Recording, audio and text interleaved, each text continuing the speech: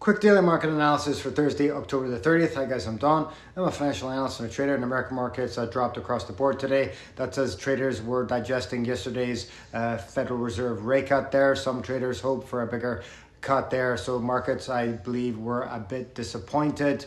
We also had big earnings out from Meta, Google, and Microsoft there. Meta stock dropped there as they missed earnings estimates. We also had Microsoft's stock dropping as well.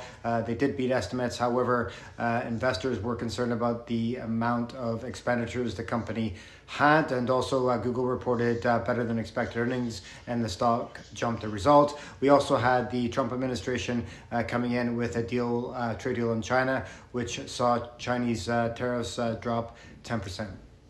And over to European markets, where stocks were down. That's on the back of concern over those tech earnings coming in from the American companies there.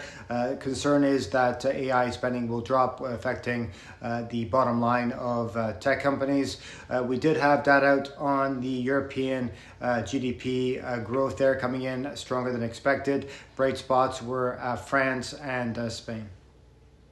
And over to UK markets, where stocks were essentially flat. That's on the back of weakness in the commodity sector. We did have a profit warning out from UK giant WPP PLC, which is a tech and advertising company, which that announcement weighed on sentiment.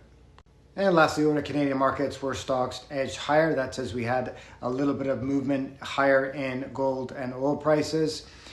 We had traders, investors there sort of still digesting that rate cut there coming in from the Bank of Canada, and digesting the economic lookout, which was quite gloomy from the Bank of Canada governor. And traders and investors are trying to navigate their path forward as a result of the bigger macro environment there, with all the pressures specifically coming from the American tariffs and the impact on the industrial and automotive sectors.